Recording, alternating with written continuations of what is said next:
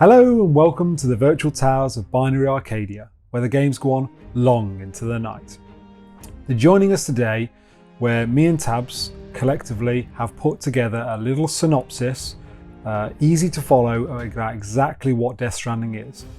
What we've done is we've taken all the things we've seen about Death Stranding and what we think we're going to see, and we've condensed that into a few paragraphs about what the game's about. And a few things to note here will be that you're not going to see any of the terminology here that maybe the jargon that complicates it. It's going to be quite simple, easy to follow for those of us that, because there's a lot going on that can't really understand what the hell's going on in Death Stranding. So, Tabz, take it away. Death Stranding is a single-player, open-world action-adventure game from the video game auteur Hideo Kojima. And just in case you've been living in a cave for the past 50 years, Kojima was responsible for the critically acclaimed series Metal Gear Solid. The unique selling point of Death Stranding centres around its categorisation as a new genre, referred to as a strand game. This essentially introduces online multiplayer functionality which is overlaid upon a primarily single-player experience. Plainly speaking, this allows the player to interact with other players' game worlds in the interests of collaboration, supporting and improving each individual's player's experience in the process. At its greatest influence, this strand mechanic allows players to directly improve the infrastructure of the shared game world, which supports traversal and resource gathering, key activities within the gameplay experience. It essentially allows players to collectively landscape the open world environment asynchronously for the betterment of everyone.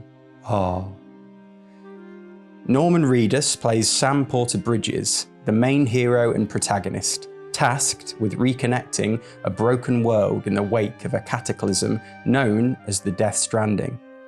The Death Stranding is in essence the merging of the worlds of the living and the dead. Throughout the player experience, Sam will be confronted with phenomena which are the result of this new dichotomous reality, which has rendered the world hostile and inhospitable. Fortunately for Sam, he has a biological resistance to the phenomena of the Death Stranding, which defines his responsibility as guardian, protector, and superhero of the living. By reconnecting civilization and re-establishing a high-tech communication network called the Chiral Network, Sam attempts to bring hope back to the broken world he inhabits, and perhaps find a way to repair the fractured state of reality caused by the Death Stranding event. Standing in Sam's way are the Homo Demons, a political antagonist and emerging superpower driven by opposing beliefs to the Bridges movement that Sam works for. The Homo Demons appear to have made something of a Faustian bargain with the overarching elemental antagonist Cliff, played by Mads Mikkelsen. Cliff's story is cloaked in mystery, but he appears to have achieved something close to apotheosis by merging with the Death Stranding, attaining godlike powers in the process. Cliff's motives aren't clear, but Sam's journey will surely unravel the events which led to the Stranding, along with Cliff's involvement. And perhaps Cliff's defeat is the key to restoring balance to the universe as we know it. So then, Rich, that was our best go at nailing a synopsis, and I think we've done a pretty good job. I think Sony could potentially hire us on the next version of Death Stranding at this rate.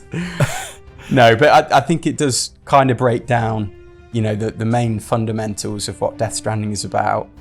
But I suppose, my question to you is, if you were to compare Death Stranding to some of the games out there that people may have played, what would you compare it to?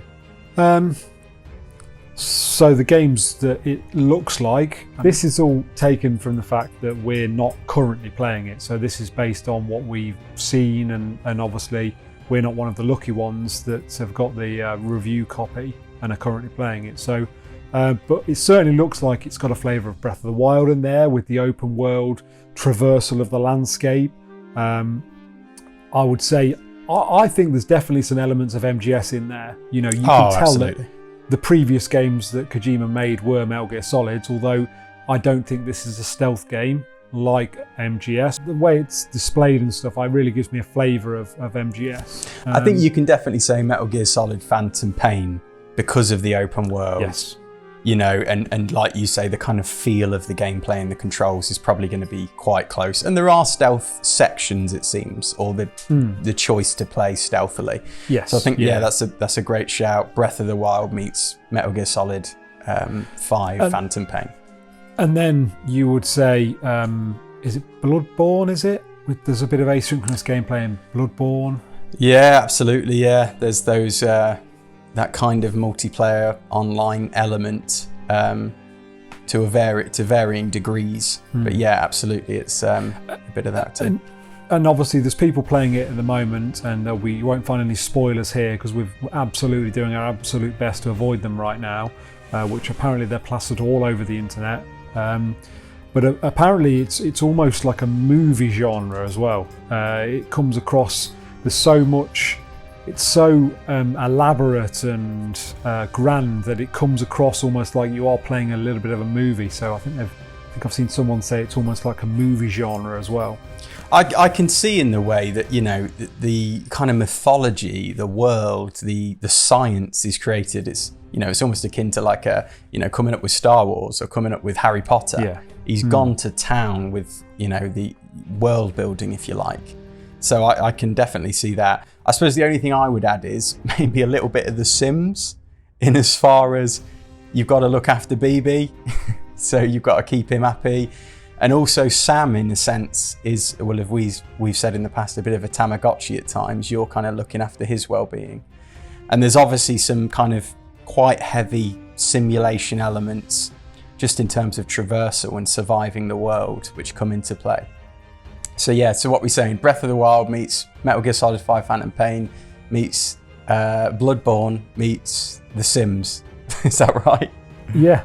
You know what, I really like that. I'd not thought about that. I really like that because obviously on The Sims, you have to look after your character like you're babysitting them. And there is a bit of this in this game because, you know, you have to harvest your fluids. It's a little bit different to The Sims. They're just waste fluids in The Sims, but you know, it's a process. That's what we have to do. So yeah, I really like that. I like that, Tabz. Nice.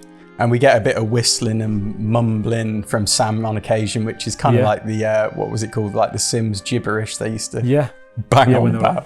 You know. Yeah. So I like that. I mean that probably covers it off. Exploration, transportation.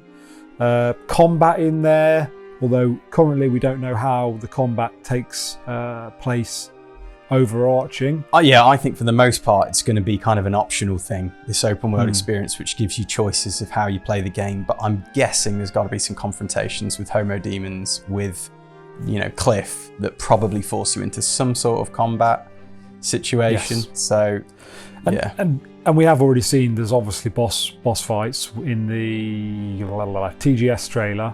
I think it was TGS. Yeah, boss fight in there. So. Every confrontation with a BT, seemingly, if you get caught, is going to culminate in some sort of a, you know, sub-boss fight. So yes, but again, you know, that's sort of optional as far as, you know, you can seek them out or you can look to evade. I'm sure there's going to be some parts in the story that force you into these confrontations with BTs, but, you know, presumably, you know, you can fill your boots. I almost imagine, Rich, a bit like Lionel's in Breath of the Wild. Yes, that's like really there cool. are some that you have to do as part of the story.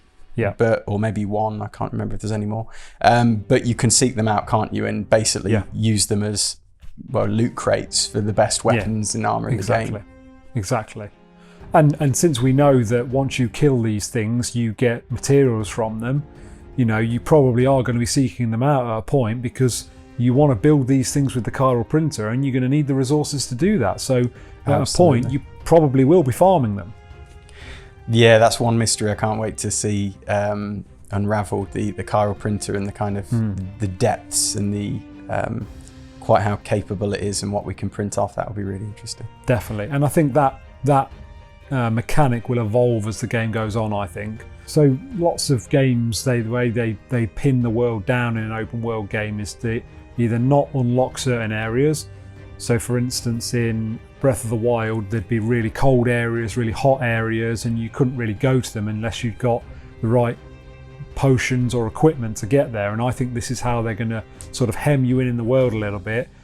because there'll be certain areas where you'll need to have had your 3D printer upgraded to a certain point so that you can print off certain things to get you through this. And like Breath of the Wild, I don't think it's going to be, I think there's going to be multiple ways to accomplish things. Like maybe if you speak to a prepper and do enough for them, well, they'll give you a piece of kit before you'd probably earn it from, the chiral printer kind of skill tree, if you like. Whereas, you could just grind it more one-dimensionally and earn it, a standard way. So I think there's going to be different ways to skin the cat, which just creates a lot of variety, a lot of emergent possibilities. And the other thing to note, and it's something that I've heard a few little rumblings about, that sometimes so the map is enormous, and we thought that's for a long time, but it turns out the map really is enormous. There'll be times when moving from place to place on the map is a long time, basically, and I'm guessing that's why we've seen these motorbikes, so that you can traverse the land a bit quicker.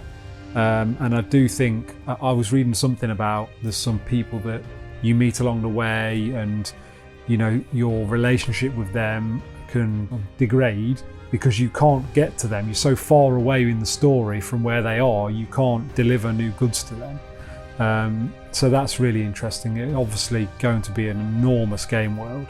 I suppose, you can't do everything for every person. You can only do your little piece. Maybe that's where some of the asynchronous comes into play, and trusting cargo, to other people, and that'll be really interesting, the whole social side too. Definitely. So what do you think, Rich? We're very good at banging on for hours and hours at end, but should we nip this one in the bud? Yes. And, so if you like this video, coming in a few days' time, we've got a top 15 things that we'll be looking out for when we're playing Death Stranding, so look out for that one. And if you did enjoy this video, definitely give us a like, because that helps grow the channel, and a subscribe if you definitely enjoyed the content. Obviously, if you didn't enjoy the content, then give us a dislike, but just do drop us a comment to explain what we need to do better. And if you do subscribe, if you ring that bell, it will give you a little notification of every time we drop some content. And I think that's about it. Another one for the archive. Stamped and completed.